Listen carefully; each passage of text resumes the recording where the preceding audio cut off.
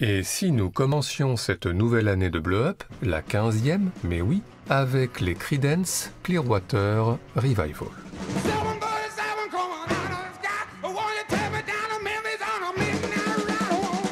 En effet, le groupe américain de John Fogerty, son frère Tom, Stu Cook et Doug Clifford a depuis toujours entretenu des rapports très féconds avec le 7e art, de quoi bien évidemment faire un petit point sur la question.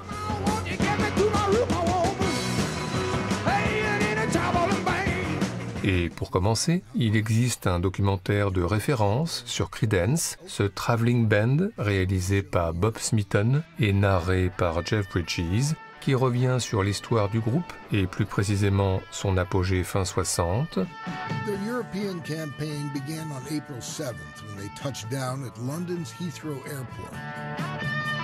Puis qui se concentre sur un concert mythique que le groupe a donné en avril 1970 au Royal Albert Hall de Londres en le restituant dans sa quasi-intégralité.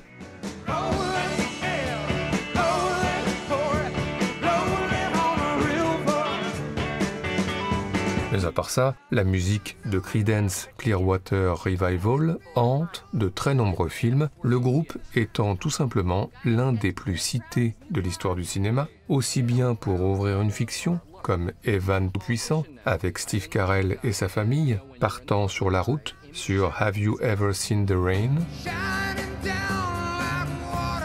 Que pour clore une fiction comme Jeu de pouvoir avec Russell Crowe en journaliste intègre dans un monde qui ne l'est pas sur Long as I Can See the Light.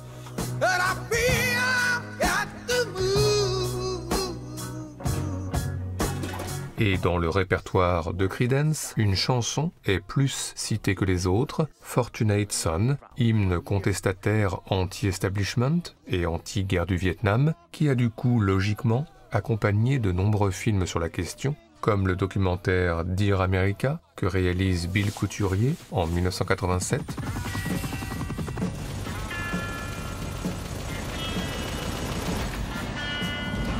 ou, exemple canonique, Forrest Gump de Robert Zemeckis, le Vietnam, les hélicoptères et Creedence.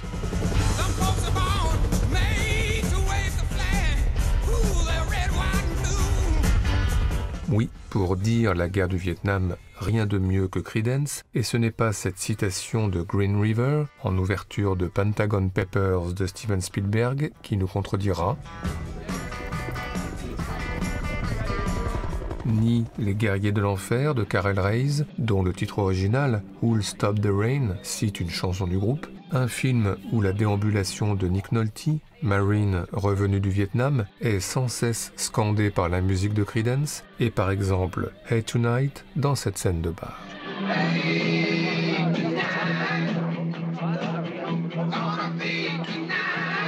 Et si la musique de Creedence est indissociable d'une période, elle permet donc de synthétiser les conflits générationnels, par exemple entre Bruce Willis et Justin Long dans Die Hard, le 4e. What?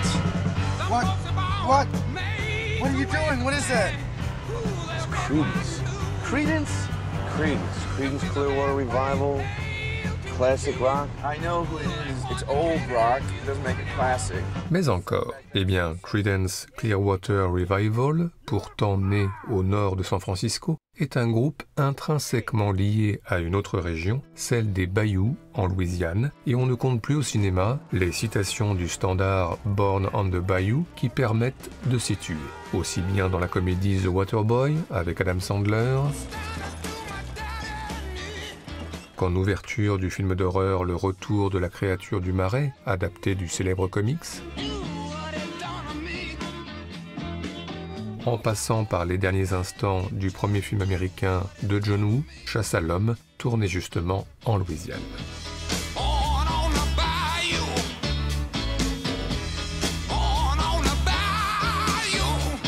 Mais cela dit, la musique de Creedence accompagne aussi, plus largement, l'idée même de traverser des États-Unis, par exemple en sidecar, dans Bande de sauvages, avec John Travolta et William H. Macy, sur Keep on Chugging, en Jeep, dans Les copains d'abord avec Tom Berenger et Kevin Kline sur Bad Moon Rising. Listen, those guys.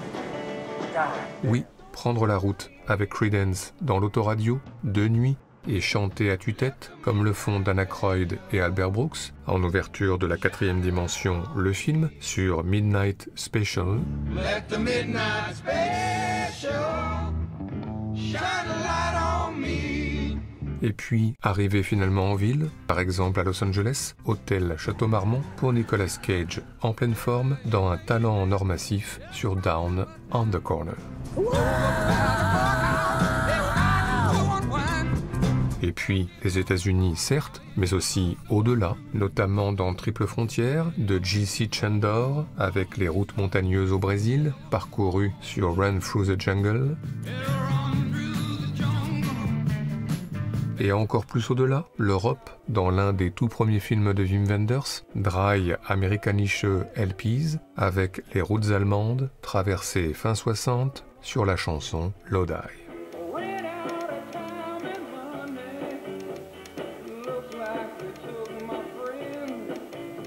Enfin, un autre titre important du répertoire de Creedence a souvent été cité au cinéma, Proud Mary, nouvel hymne du groupe, mais cette fois au féminin, racontant la destinée d'une femme modeste, prenant les chemins de traverse en bateau pour fuir les obligations et la pression quotidienne, et un titre que beaucoup se sont réappropriés, par exemple Tina Turner, comme on peut le voir dans le biopic Tina, avec Angela Bassett dans le rôle titre, une Tina Turner soumise à très rude épreuve en coulisses dans sa vie conjugale avec Ike.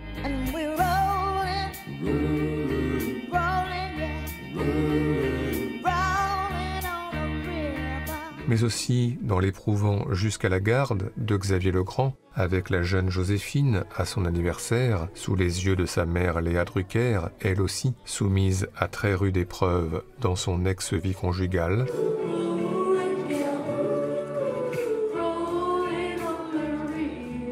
Enfin, citons une jolie scène qui ouvre un film pas si connu que cela, Rocks de Sarah Gavron, avec Shola Dee Rocks et ses copines face à la City de Londres et le Proud Mary, chanson des fiertés encore et toujours là.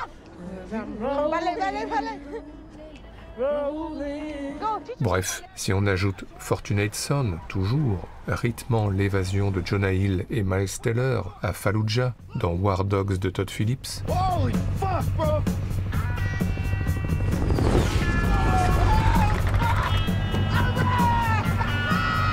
ou rythmant la sortie de prison et la distribution du butin à la fin de Logan Lucky de Steven Soderbergh,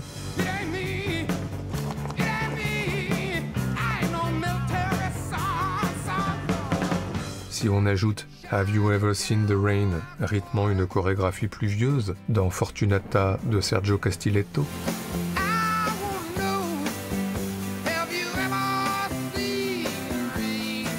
ou rythmant un match de foot américain boueux dans Mi-temps au mitard de Peter Segal,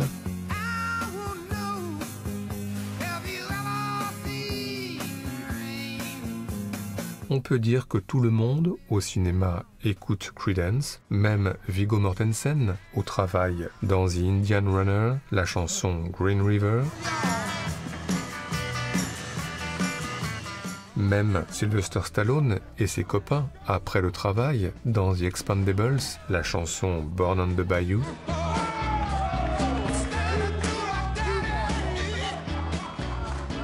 même Kevin Parent à l'hôtel dans Café de Flore, le titre Walk on the Water. Et enfin, même Gru, tout jeune, chez lui, dans Les Mignons 2, pour un Bad Moon Rising revisité. Et tout ceci nous a, comme d'habitude, donné des envies de classement. C'est donc parti pour notre traditionnel top 5 subjectif, le premier de cette 15e année, celui des meilleures citations de chansons de Creedence Clearwater Revival au cinéma, en tous les cas pour nous. Yeah. There is a bad Gru Antenna. Guys! Punta Manitoba, Pinterview. Notre numéro 5, commençons par un film que nous citons régulièrement dans Bleu Up, L'eau froide, qu'Olivier Assayas réalise en 1994, et plus précisément une soirée en forêt, dans un château abandonné, avec une playlist de rêves, Nico, Leonard Cohen, Bob Dylan, Janis Joplin, et qui se termine par une citation incandescente de Creedence Clearwater Revival, que nous ne vous avions encore jamais montré, sur la chanson Up Around the Bend, hymne à la jeunesse, qui fait souffler sur cette soirée un joli vent de rébellion.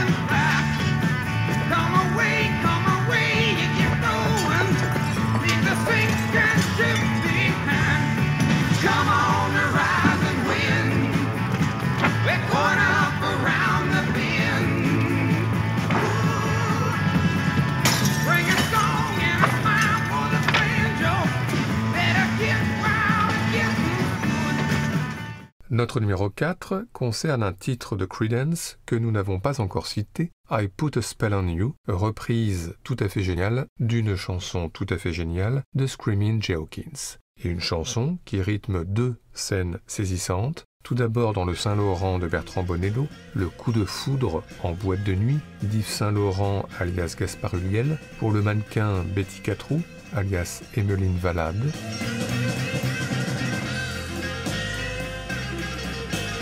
Et puis, en ouverture du méconnu The Ballad of Jack and Rose, que réalise Rebecca Miller en 2005, Daniel Day-Lewis et sa fille Camilla Bell, ermites reclus sur une petite île isolée de la côte est des États-Unis, qui voient d'un très très mauvais œil les projets de construction alentour, d'où une réaction volcanique de Daniel Day-Lewis sur un solo de guitare tout aussi volcanique de John Fogerty.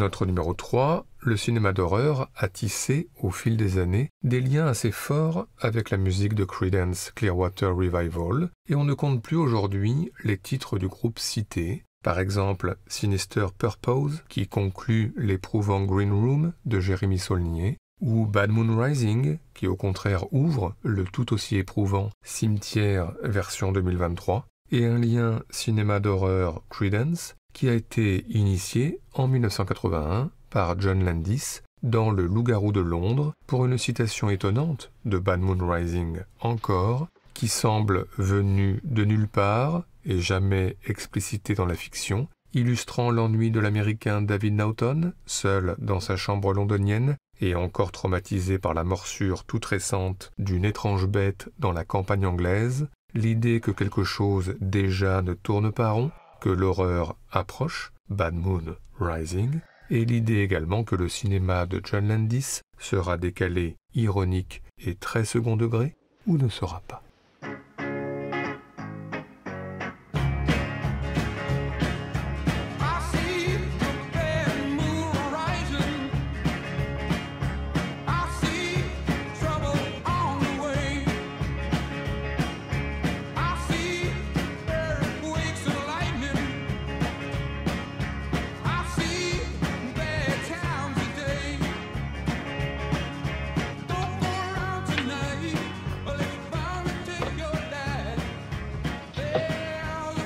I'm not hungry.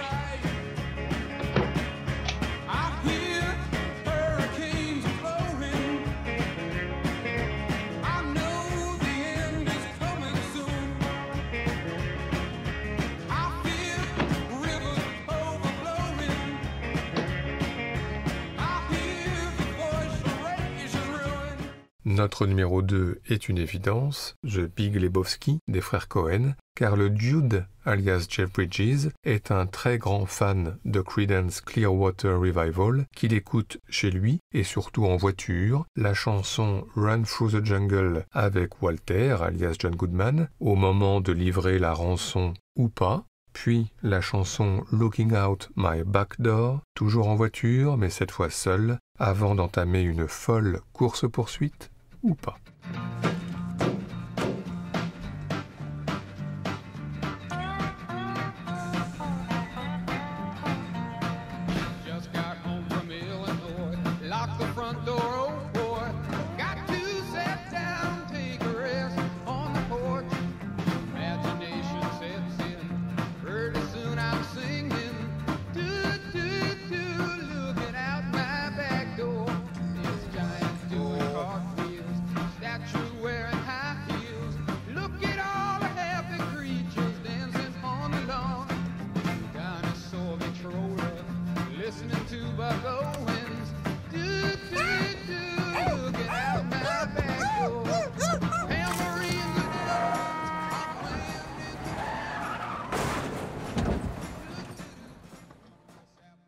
Enfin, nous tenions à terminer ce top 5 par une performance live de Creedence, car le groupe en a livré quelques-unes absolument mémorables, et notamment au Royal Albert Hall. Alors revenons donc au documentaire Traveling Band de Bob Smithon, mais avant cela, plaçons comme parfois, comme souvent, comme de plus en plus, notre générique à nous avant l'extrait final, les titres des films, les ayants droit, voilà, plus 2 ou 3 autres choses que voici.